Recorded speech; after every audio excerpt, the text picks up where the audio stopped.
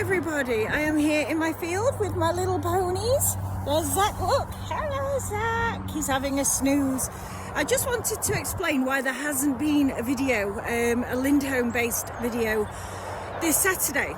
So what's happened is it's been half term and my friend Rich, who is the majority of all of the very, very important research, has been down at the National Archives.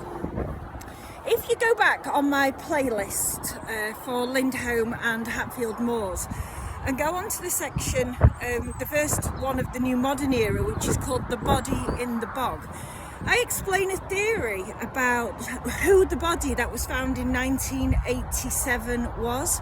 Now, Rich has become really important in this story as well, because he said to be able to identify who it is and to be able to prove or disprove my theory about who it could be, we needed to go through all of the names of the missing, of which there are over 21,000 when it comes to the Runnymede War Memorial.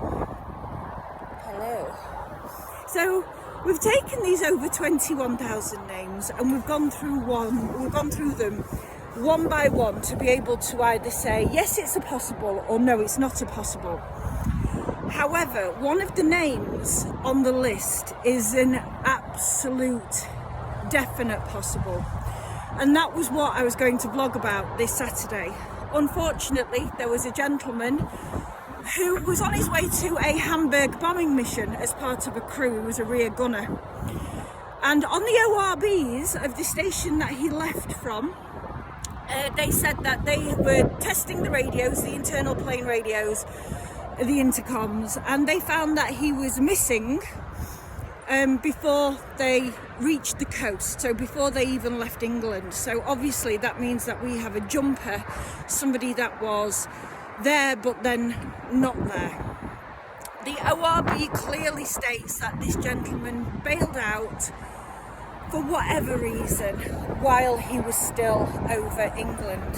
However, when you take a closer look, a much closer look at the files of the other gentleman and the report that happened on that day, it looks for all the world at the National Archives like the gentlemen on the plane with this man have actually covered up for him, which I don't blame them at all. You know, this was their friend, this was their comrade.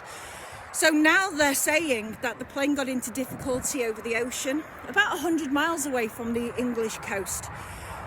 And so now we have nowhere to go with this at all, because it looks like they've purposefully put this gentleman somewhere where we know he wasn't, and we have no way to prove or disprove either way. We had opened up something with the Ministry of Defence saying that we had a real strong suspicion, but a real strong suspicion is one thing, but when your mates are covering for you and giving a completely different story, that means that we have zero evidence to be able to take it further unless we can get first-hand accounts of the other crew, which is what our next step is.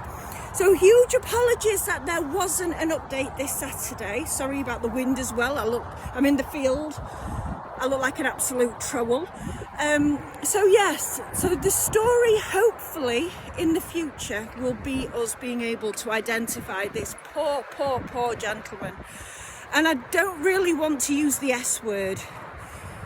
If this was somebody who jumped, he was under enormous pressure, and it was somebody who was incredibly brave and had been on many missions before.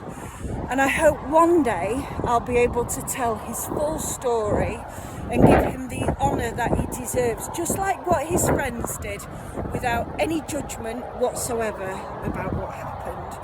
So take care, and we'll hopefully see you next week. So bye from all of us, and bye from little Zach. Say bye, Zach. Bye bye. Bye bye.